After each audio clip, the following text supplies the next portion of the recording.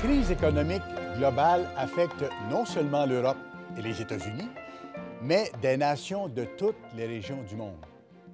Plusieurs millions de travailleurs ayant perdu leur travail se voient dans l'obligation de déclarer faillite et perdent ainsi tous leurs biens. La situation des compagnies est, elle aussi, bien précaire. Les restructurations et les délocalisations sont courantes dans les grandes entreprises. Quant aux petites et moyennes entreprises, plusieurs peinent à survivre. Les institutions bancaires sont également dans une situation délicate. Elles sont loin d'être épargnées. Ce n'est pas étonnant que les grands journaux rapportent qu'il faudra sans doute des années avant que l'économie se remette complètement de cette catastrophe. En plus des graves conflits qui éclatent dans différents points du globe, suite à la corruption et aux abus de toutes sortes commis par des dirigeants peu scrupuleux, notre planète est aux prises avec des conflits ethniques, des désastres naturels très importants et de plus en plus nombreux, de même que des maladies contagieuses qui menacent de prendre des proportions épidémiques. Plusieurs pays, dont les États-Unis, la Russie, la Chine, la France, Israël, le Royaume-Uni, l'Inde, le Pakistan et la Corée du Nord, ont déjà en leur possession des armes nucléaires, alors que d'autres tentent présentement d'en acquérir. Ces armes seront-elles un jour utilisées? Certains pays ne cachent pas leur intention de s'en servir au moment où ils le jugeront opportun. Compte tenu de la situation présente, les perspectives de paix et de bonheur pour l'ensemble de l'humanité semblent bien sombres. Et pourtant, il nous faut espérer des jours meilleurs, car il y a vraiment de l'espoir pour l'avenir du monde. Il y a de l'espoir pour vous et pour ceux que vous aimez, car un monde tout à fait nouveau est à nos portes. Restez à l'écoute.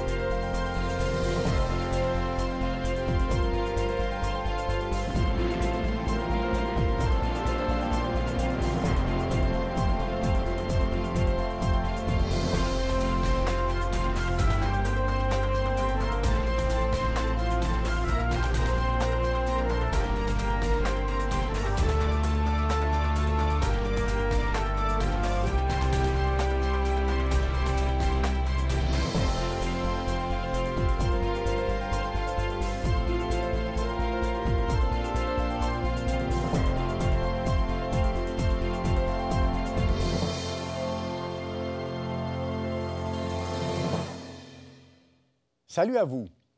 Au cours des 100 dernières années, l'humanité a connu deux grandes guerres mondiales.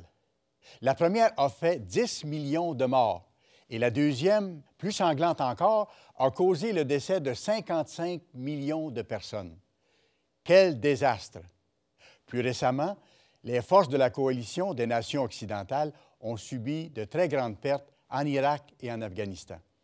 Les pays du Moyen-Orient ainsi que plusieurs autres points chauds de la planète sont présentement en ébullition et les risques de conflits majeurs sont bien réels, comme nous le révèle la prophétie biblique. Selon vous, l'humanité est-elle en mesure de résoudre ces problèmes et de nous donner un monde meilleur? Que nous enseigne l'histoire à ce sujet? Après la Première Guerre mondiale, le président américain Woodrow Wilson avait proposé la création d'une Ligue des Nations qui aurait pour mission de travailler à l'établissement d'une paix véritable. Après la Deuxième Guerre mondiale, en 1945, les Nations unies ont été formées pour accomplir à peu près la même chose. Malheureusement, cet organisme n'a pas réussi à établir une paix réelle. Le monde a-t-il même déjà connu une période de paix réelle? Un bref survol de l'histoire du monde permet de constater que les humains n'ont malheureusement pas appris de leurs erreurs passées. Les historiens Will et Ariel Durand ont examiné les statistiques auxquelles ils avaient accès concernant l'alternance des périodes de guerre et des périodes de paix. Dans leur livre « The Lesson of History », à la page 81, ils concluent Sur les 3421 années pour lesquelles il existe des statistiques, seulement 268 ont été des années sans guerre. Vous savez, la nature humaine n'a pas changé. Les hommes n'ont pas appris de leurs erreurs passées. En 1945, après que 2 bombes atomiques aient été larguées sur son territoire, la nation japonaise s'est rendue sans condition. Le général américain Douglas MacArthur a alors décrit la situation de manière très éloquente dans un message percutant radiodiffusé le 2 septembre 1945. À bord d'un navire américain, dans la baie de Tokyo, il a déclaré « Depuis la nuit des temps, les hommes ont cherché la paix. Les alliances militaires, l'équilibre des forces et les ligues des nations ont tour à tour échoué, ne laissant d'autre alternative que la dure épreuve de la guerre. Nous avons eu notre dernière chance. Si nous ne concevons pas maintenant un autre système plus grand et plus équitable, Armageddon sera à notre porte. » Oui, Armageddon est juste devant nous. Dans le langage courant, le mot Armageddon est souvent employé pour désigner des batailles dévastatrices à l'échelle de la planète. Il est vrai que la prophétie biblique révèle qu'il y aura bientôt une 3e guerre mondiale qui détruira une grande partie de l'humanité. Toutefois, au-delà de cet événement, la prophétie révèle aussi que le monde connaîtra enfin la paix véritable, une paix durable qui sera instaurée par le Sauveur de l'humanité. Oui, Jésus-Christ lui-même interviendra pour mettre un terme à la folie qui aura mené les hommes au bord de l'anéantissement. Voyez ce que la Bible déclare dans Matthieu 24. « Car alors la détresse sera si grande qu'il n'y en a point eu de pareil depuis le commencement du monde jusqu'à présent, et qu'il n'y en aura jamais. Et si ces jours n'étaient abrégés, personne ne serait sauvé. Mais à cause des élus, ces jours seront abrégés. » Le prophète Daniel avait aussi parlé de cette période unique. En ce temps-là, ce sera une époque de détresse, telle qu'il n'y en a point eu de semblable depuis que les nations existent jusqu'à cette époque. En ce temps-là, ceux de ton peuple qui seront trouvés inscrits dans le livre seront sauvés. Le grand personnage qui a créé les êtres humains viendra bientôt mettre fin à une destruction sans pareille et libérer sa création en instaurant sur terre un gouvernement mondial juste, le royaume de Dieu. Ce royaume sera établi pour permettre aux êtres humains de connaître enfin le bonheur qu'ils cherchent depuis longtemps et pour lequel ils ont d'ailleurs été créés. Dans l'émission d'aujourd'hui, nous identifierons les prophéties qui annoncent le monde de demain et nous expliquerons de quoi il sera fait. Nous vous offrirons également notre littérature gratuite à ce sujet. Elle décrit en détail ce monde merveilleux qui apportera une paix durable aux habitants de la Terre. Elle précise en fait à quoi ressemblera le monde de demain. Il y a espoir de jours meilleurs. L'un des passages les plus encourageants de toute la Bible se trouve dans Apocalypse 11, verset 15. Le 7e ange sonna de la trompette, et il y eut dans le ciel de fortes voix qui disaient « Le royaume du monde est remis à notre Seigneur et à son Christ, et il régnera au siècle des siècles. » Vérifiez vous-même ce que dit ce passage. Comment les nations de la terre réagiront-elles à cette annonce? Accueilleront-elles le Messie avec joie lorsqu'il reviendra? Apocalypse 11, 18 mentionne « Les nations se sont irritées. Ta colère est venue, et le temps est venu de juger les morts, de récompenser tes serviteurs les prophètes, les saints et ceux qui craignent ton nom, les petits et les grands, et d'exterminer ceux qui détruisent la terre. » Étrange, n'est-ce pas? Non seulement les nations ne souhaiteront pas la bienvenue au Christ quand il reviendra, mais elles combattront contre lui.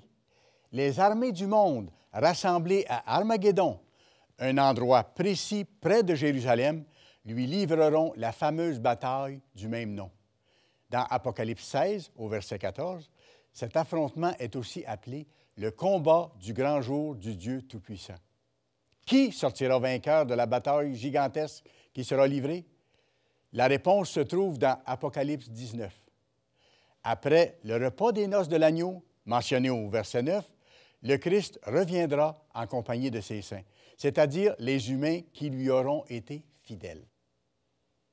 Réjouissons-nous, soyons dans l'allégresse et donnons-lui gloire, car les noces de l'agneau sont venues. Son épouse s'est préparée et il lui a été donné de se revêtir d'un fin lin, éclatant, pur, car le fin lin, ce sont les œuvres justes des saints. Les armées qui sont dans le ciel le suivaient sur des chevaux blancs, revêtus d'un fin lin blanc, pur. De sa bouche sortait une épée aiguë pour frapper les nations. Il les pètera avec une verge de fer, et il foulera la cuve du vin de l'ardente colère du Dieu Tout-Puissant. Il avait sur son vêtement et sur sa cuisse un nom écrit, « Roi des rois et Seigneur des seigneurs ». Ceux qui affronteront le Christ lors de cette bataille perdront leur vie. Et je vis la bête, les rois de la terre, et leurs armées rassemblées pour faire la guerre à celui qui était assis sur le cheval et à son armée.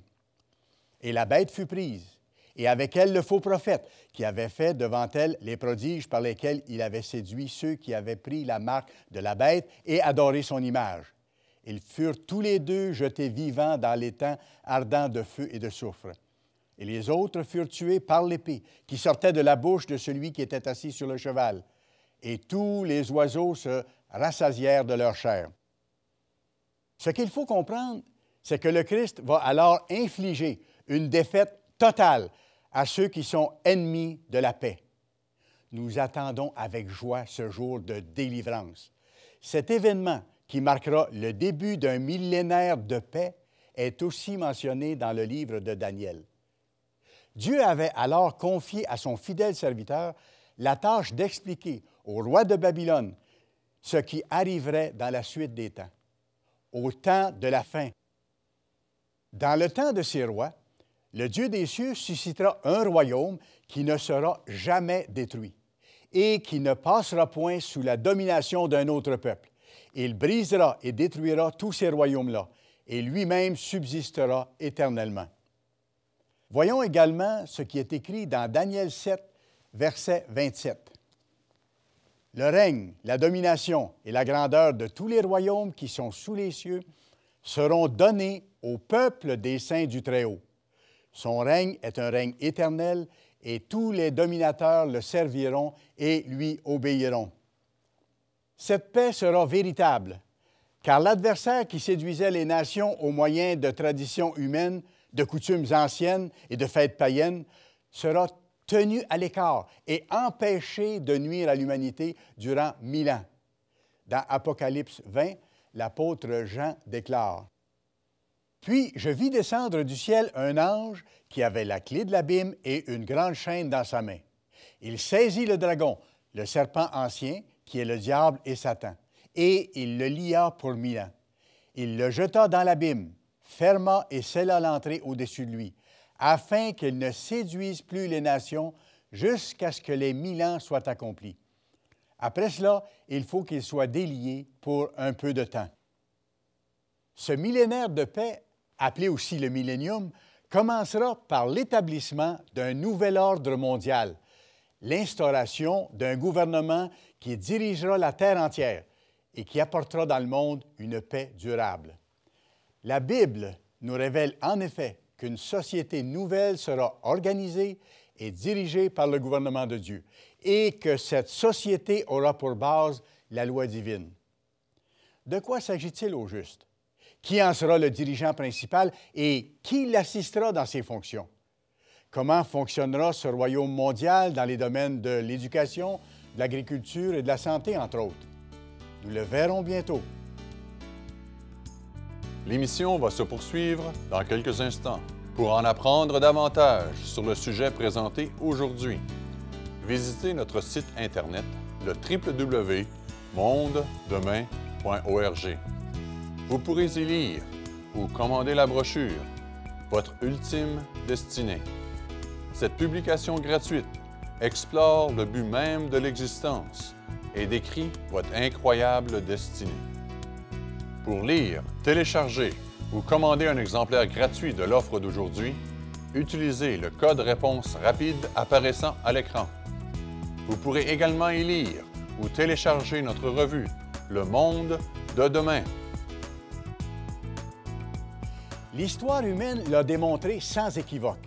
Les hommes ne connaissent pas le chemin de la paix. Mais Dieu établira bientôt son royaume sur la terre. Ce gouvernement, basé sur les lois divines, sera administré avec justice et équité.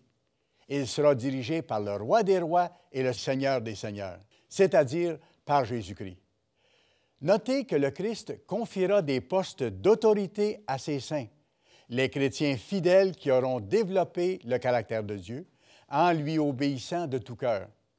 Voyez ce qui est écrit dans Apocalypse 20 au verset 4. « Et je vis des trônes, et à ceux qui s'y assirent fut donné le pouvoir de juger. Et je vis les âmes de ceux qui avaient été décapités à cause du témoignage de Jésus et à cause de la parole de Dieu, et de ceux qui n'avaient pas adoré la bête ni son image, et qui n'avaient pas reçu la marque sur leur front ni sur leurs mains.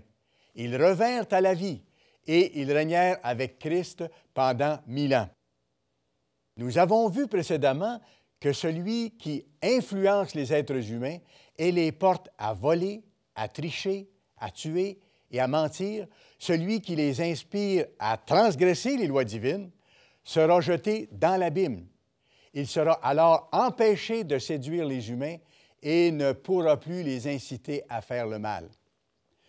Le Christ disposera de l'autorité et de la puissance nécessaires pour mettre un terme à la rébellion des individus et des nations. Il fera cesser les conflits, les querelles et les guerres. Les armes de guerre seront alors transformées en outils agricoles. Vous avez peut-être déjà vu la sculpture de bronze située devant l'édifice des Nations unies à New York. Elle représente un homme, marteau à la main, en train de transformer une épée en instrument aratoire. Cette œuvre d'art représente bien la société nouvelle qui approche. Oui, le monde sera transformé. Et ce qui servait autrefois à la destruction des nations sera plutôt utilisé de manière productive. Les nations vont cesser de dépenser des sommes considérables pour acquérir des équipements militaires. Comment le Christ transformera-t-il ce monde de guerre en monde de paix? Voyez ce que déclare Ésaïe 2, verset 4. « Il sera le juge des nations, l'arbitre d'un grand nombre de peuples. De leurs glaives, ils forgeront des joyaux, et de leurs lances des serpes. Une nation ne tirera plus l'épée contre une autre, et l'on n'apprendra plus la guerre. » Les guerres seront en effet choses du passé. Pendant des milliers d'années, les grandes puissances et les fanatiques religieux ont appris aux gens des stratégies de guerre. Mais le Messie est le prince de la paix, et les nations seront rééduquées. Elles découvriront enfin la voie de vie qui mène à la paix. Elles n'apprendront plus la guerre. Les usines de fabrication d'armes et les écoles militaires disparaîtront. « Nous avons eu notre dernière chance, » disait le général MacArthur. « Si nous ne concevons pas maintenant un autre système plus grand et plus équitable, Armageddon sera à notre porte. » La question est essentiellement théologique et implique une croissance de la spiritualité et le perfectionnement du caractère humain, synchronisant toutes nos avancées dans les domaines de la science, de l'art, de la littérature, ainsi que tous les développements matériels et culturels des derniers 2000 ans. Elle doit procéder de l'esprit si nous voulons sauver la chair. Le général avait compris que c'est la transformation du caractère humain qui est la clé de la paix entre les nations. Il disait, « Elle doit procéder de l'esprit si nous voulons sauver la chair. » Mais une telle transformation deviendra possible seulement quand le monde aura appris sa leçon. La bonne nouvelle est que ce changement aura bel et bien lieu dans le millénium de paix qui suivra le retour de Jésus-Christ et l'établissement du royaume de Dieu sur la terre. Après la Troisième Guerre mondiale qui approche, les gens désireront intensément se soumettre aux directives de Dieu et observer les 10 commandements. Il est écrit dans Ésaïe 2, verset 3. « Des peuples s'y rendront en foule et diront, « Venez et montons à la montagne de l'Éternel, à la maison du Dieu de Jacob, afin qu'il nous enseigne ses voies et que nous marchions dans ses sentiers. Car de Sion sortira la loi et de Jérusalem la parole de l'Éternel. » Qu'en est-il de vous? Êtes-vous disposé à vous laisser enseigner? Il vous est possible d'apprendre dès maintenant cette voie de vie qui procure la paix. Désirez-vous connaître une paix durable et jouir d'une vie heureuse? Le Dieu puissant qui a créé l'univers n'a pas laissé les êtres humains dans l'ignorance. Il a consigné dans un livre toutes les informations dont ils ont besoin pour être heureux. Ce manuel d'instruction, c'est la Bible, sa parole inspirée. Nous avons vu précédemment que les véritables chrétiens régneront avec le Christ dans le royaume qu'il établira bientôt sur la terre. Le 5e chapitre d'Apocalypse en parle aussi. Tu as été immolé et tu as racheté pour Dieu, par ton sang, des hommes de toute tribu, de toute langue, de tout peuple et de toute nation. Tu as fait d'eux un royaume et des sacrificateurs pour notre Dieu, et ils régneront sur la terre. Chose intéressante, les nations seront alors tout à fait disposées à se laisser enseigner. Elles sauront que la véritable connaissance vient de Dieu et qu'elle se trouve dans sa parole, la Bible. Voyons ce qui est écrit dans le livre des Proverbes. « Car l'Éternel donne la sagesse, de sa bouche sortent la connaissance et l'intelligence. Les nations chercheront intensément à connaître la vérité, les lois de Dieu et sa voie de vie. La théorie de l'évolution n'aura plus de place dans le système d'éducation du monde de demain, car les gens sauront d'où ils viennent et ce que l'avenir leur réserve. Oui, nous pouvons espérer des jours meilleurs, car la crainte de l'Éternel est le commencement de la sagesse. En d'autres termes, le fait de respecter Dieu et ce qu'il nous enseigne constitue le fondement de la vraie connaissance. Prenez le temps d'examiner ces choses d'une importance capitale et de réfléchir à leur implication. L'émission va se poursuivre dans quelques instants. Pour en apprendre davantage sur le sujet présenté aujourd'hui, visitez notre site Internet, le www.mondedemain.org. Vous pourrez y lire ou commander la brochure « Votre ultime destinée ».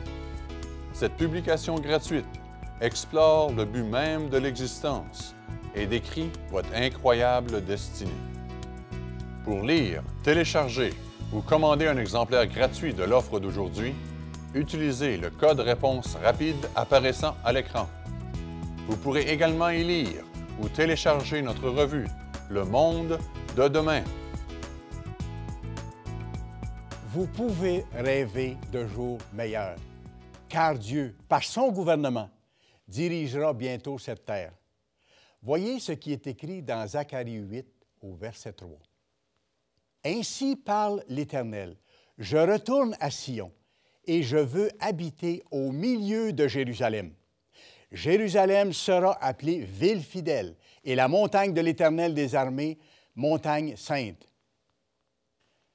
Le temps des violences urbaines, des gangs armés qui sèment la terreur, des fusillades dans les lieux publics et des enfants qui meurent en bas âge aura pris fin.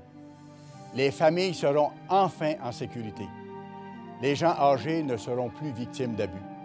Une agriculture florissante produira en abondance des aliments de qualité. Dans ce monde merveilleux qui sera bientôt le nôtre, le Christ guérira les gens de leurs infirmités. Souvenez-vous que lorsqu'il était sur terre, il guérissait les malades par milliers.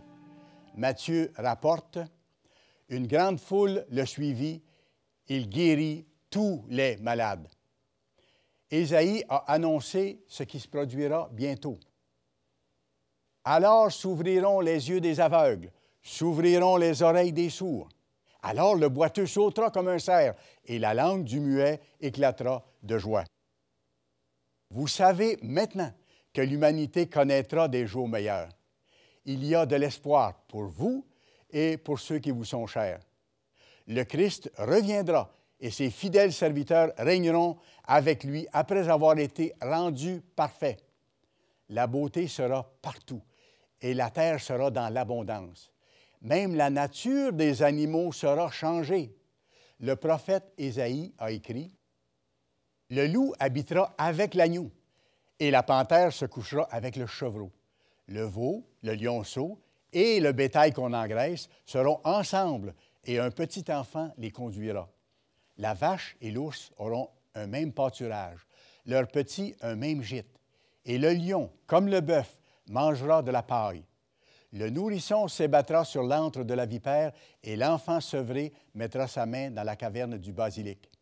Il ne se fera ni tort ni dommage sur toute ma montagne sainte, car la terre sera remplie de la connaissance de l'Éternel, comme le fond de la mer par les eaux qui le couvrent. » Ce monde sera bientôt plus réel que tout ce qui nous entoure aujourd'hui. C'est pourquoi la Bible nous exhorte à demander à Dieu que ton règne vienne. Surveillez les événements pour reconnaître les signes qui annoncent la fin de la société telle que nous la connaissons. Consultez notre site Internet mondedemain.org pour en apprendre davantage au sujet de la suite des choses, car le temps est proche et un nouveau monde est à nos portes. Joignez-vous à nous chaque semaine à l'émission Le Monde de demain. Nous continuerons de partager avec vous les enseignements de Jésus-Christ et la signification des prophéties du temps de la fin. Nous vous invitons à être des nôtres pour découvrir la perspective divine concernant les événements qui marquent l'actualité, les vérités bibliques et la vie chrétienne. Sur ce, je vous dis à la semaine prochaine. Même heure, même station. Pour en apprendre davantage sur le sujet présenté aujourd'hui, visitez notre site Internet, le www.mondedemain.org. Vous pourrez y lire ou commander la brochure « Votre ultime destinée ». Cette publication gratuite explore le but même de l'existence et décrit votre incroyable destinée. Notre site Internet www.mondedemain.org vous offre également des articles révélant les principes divins qui mènent à une vie abondante et heureuse, en plus de fournir une perspective unique sur les événements mondiaux, actuels et futurs.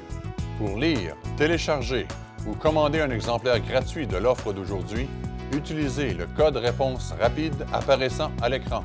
Vous pourrez également y lire ou télécharger notre revue Le Monde de demain et vous abonner à notre cours de Bible.